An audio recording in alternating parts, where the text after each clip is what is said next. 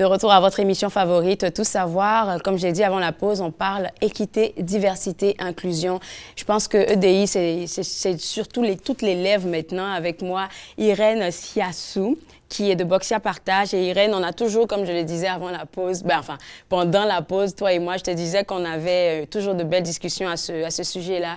Boxia Partage est une firme de consultation et tu fais beaucoup de choses. Est-ce que tu pourrais nous dire en quelques mots, en gros, même en général, qu'est-ce que vous faites?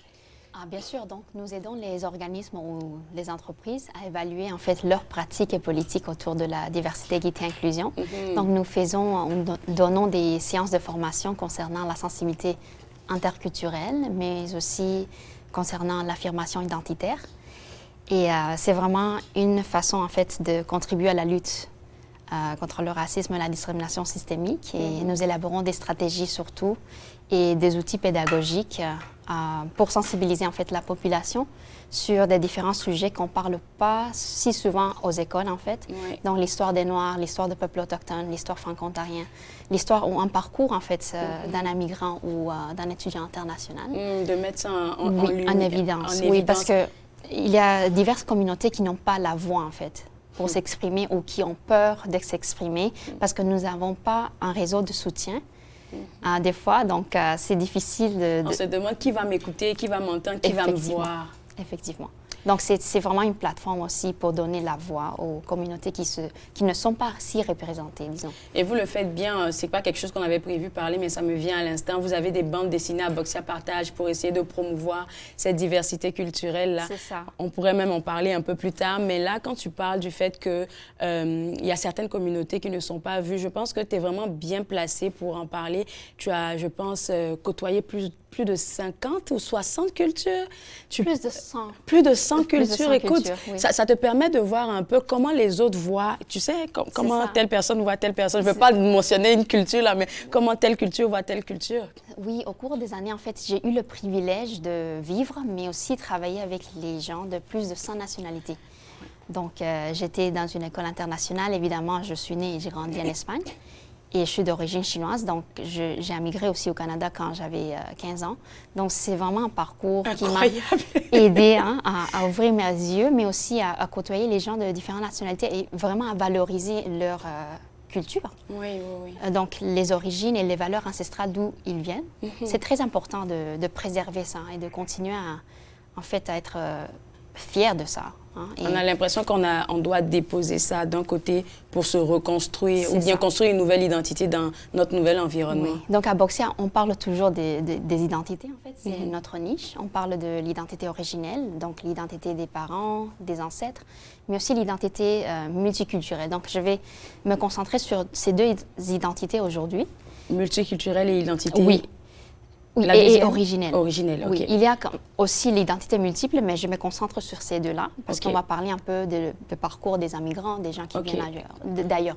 Donc, je comprends déjà un peu qu'est-ce que c'est que l'identité originelle et l'identité multiculturelle. Qu'est-ce que tu entends par ça? Donc, l'identité multiculturelle, ça veut dire que si nous avons travaillé ou que nous travaillons en ce moment dans différentes villes ou pays, ou quelqu'un qui, en fait, a immigré en pays, et qui, en fait, a adopté des valeurs communes du pays d'accueil. Donc, ça veut dire que vous avez une identité multiculturelle au-delà de l'identité originelle. Un peu comme toi. Effectivement. Okay. Donc, on peut avoir multiples identités, donc multiples, en fait, identités multiculturelles qui peuvent coexister ensemble. Et cela ne veut pas dire qu'on doit oublier les autres parties de l'identité pour juste... embrasser oui, exactement, un environnement concret. Oui, oui, oui. C'est tellement vrai ce que tu dis là, parce que j'ai eu une discussion avec peut-être quelqu'un que tu connais, Rachel Descostes. Oh oui. Qui est aussi dans le domaine de l'équité, diversité et inclusion, qui mentionnait comme ça que quand on parle de démystifier, tu sais, cette histoire de nos valeurs culturelles aussi, elle prenait un exemple qui m'a fait rire. Elle m'a dit, moi par exemple, je mange beaucoup de poissons, c'est dans ma culture, mais à cause du fait que je veux fitter dans, par exemple, je sais pas, dans l'entreprise dans laquelle je travaille, je vais pas envoyer qu'est-ce que je mange parce que j'ai peur qu'on me regarde d'une telle manière ou qu'on me dise que ça sent pas bon. Donc je vais me rétrécir, je vais pas être être moi. Puis j'ai trouvé que c'était un exemple qui avait beaucoup de sens. Oui, effectivement. Il y a aussi, en fait, des références culturelles que je voulais, en fait, aujourd'hui amener un peu, parce que le temps des fêtes s'approche à grands pas. Ah ben oui, ben oui. Et donc, j'aimerais vraiment faire un retour sur les événements qui se sont passés pendant les 2 derniers mois. Okay. Donc, pendant le mois d'octobre, on a eu le jour, en fait, de l'Action de grâce. Oui. On a aussi eu Halloween à la fin. On a eu en novembre la semaine de l'immigration francophone et le jour de souvenir. Donc tout ça, la fête du Canada et tout. Donc toutes ces célébrations et références culturelles ou interculturelles, en fait, font partie de l'identité multiculturelle si nous sommes des immigrants. Parce qu'évidemment, nous adoptons les valeurs communes. Et on célèbre ou on commémore aussi ces dates-là. Exactement. Donc, mais pour les Canadiens de souche, ça fait partie de l'identité originelle. Oui. Donc, j'encourage fortement au gouvernement canadien de continuer à soutenir, à financer en fait des célébrations comme ça, des fêtes comme ça, parce que ça contribue à la cohésion sociale.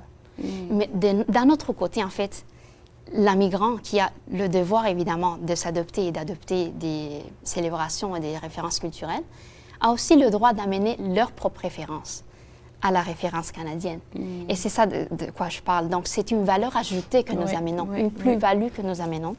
Et comme ça, je veux faire aussi référence au mois de patrimoine, en fait, asiatique, hispanique et le mois d'histoire des Noirs, qui fait partie, en fait, de l'identité originelle des gens qui viennent d'ailleurs, mais qui est devenu, en fait, une référence canadienne. Donc, c'est vraiment des deux côtés. La cohésion sociale, c'est un travail collectif. J'apporte ce que j'ai, tu apportes ce que tu as, on le met ensemble. Exactement. Et puis on essaie de... Et le multiculturalisme, c'est ça vraiment. C'est le partage des valeurs les uns avec les autres. Des références culturelles les uns avec les autres. Définitif, là. J'aime bien ce que tu dis. Écoute, sur ton site web, il y a 2 programmes de formation qui ont attiré mon attention. C'est la sensibilité interculturelle et l'affirmation identitaire. On avait déjà parlé de ça, toi et moi, l'affirmation identitaire, mais la sensibilité interculturelle, c'est quoi comme formation et de quoi il est question? Oui, effectivement, ça veut dire qu'on a tous des valeurs différentes, mais on a aussi beaucoup de valeurs universelles. Okay. Donc, c'est vraiment embrasser des valeurs en général. Hein. Donc, comprendre un peu d'où nous venons pour savoir où nous allons. Donc, et ça peut dire aussi la communication interculturelle. C'est pas seulement la formation ou la sensibilité culturelle, mais la communication. Donc, comment on communique avec les gens. Donc, les gestes ou peut-être les expressions faciales. Comment avoir la sensibilité, disons, pas avoir des biais. Nous avons tous des biais, évidemment, mais comment être conscient de ces biais personnels, chacun d'entre nous. Comment ne pas avoir les préjugés, les stéréotypes. Comment devenir antiraciste aussi. Donc, c'est vraiment un ensemble de sujets qu'on aborde dans la sensibilité culturelle. Et j'imagine qu'après cette formation-là, les gens sont aptes à éviter ou bien apporter tout de suite un jugement en disant « OK, telle personne m'a fait ça, c'est une micro-agression ». Parce que souvent, on est tellement dans, je veux le dire de manière vraie, on est tellement dans la peau de la victime que un tout petit truc, là, oh, c'est une microagression. Alors que souvent, les gens ne sont pas informés sur qu'est-ce qu'il faut faire ou il ne faut pas faire. Effectivement. Il y a beaucoup de situations qui se passent par l'ignorance. C'est ça, pas ignorance, par, merci. Le mauvais cœur, disons. Merci. Et c'est effectivement ça. Il faut sensibiliser les gens. C'est ça. Parce que quelqu'un qui a, disons, un privilège en particulier, il ou elle peuvent aussi amener quelque chose, une valeur ajoutée à la lutte contre le racisme et la discrimination systémique. Écoute, tu fais un travail extraordinaire. Là, on a vu le site web tantôt en parlant de tout ton travail. On a mentionné tantôt les bandes dessinées que vous avez sur Boxia pour informer les gens. Et puis, les bandes dessinées, tout le monde aime les bandes dessinées. C'est plus facile à lire, c'est plus facile à feuilleter, c'est coloré. Et puis, on veut terminer avec une bonne nouvelle. Écoute, avec tout ton travail, là, tu as réussi à décrocher un gros prix de jeune entrepreneur. Je vais te laisser dire qu'est-ce que c'est. OK, il y a 2 semaines exactement d'aujourd'hui qu'on a reçu, en fait, Boxia et moi-même, en représentant au nom de Boxia, en fait, le prix Jeune Entrepreneur au Gala Améthyste organisé par la Société économique de l'Ontario. Oui. Et donc, j'aimerais d'abord vraiment remercier la Société économique de l'Ontario pour le travail acharné qu'ils ont fait afin de rendre ce gala possible. Et parce que pour nous, les 4 à 5 dernières années, ça n'a pas été facile. J'imagine. Évidemment, il y a eu la réticence, mais aussi des défis. Mais bon, avec la passion et la persévérance, on a pu vraiment développer des partenariats stratégiques et aussi travailler avec des communautés diverses, en fait, pour contribuer à cette cohésion sociale qui nous tient à cœur. Et ça donne beaucoup. Pour moi, ce que j'entends avec ce prix-là, c'est quand même la Société économique de l'Ontario. Ça donne plus de visibilité et je vois que ton message est en train de partir à une nouvelle dimension. Est-ce que tu es prête pour ça? Parce que ça va envoyer des collaborations, de nouvelles personnes qui voudront connaître ton expertise.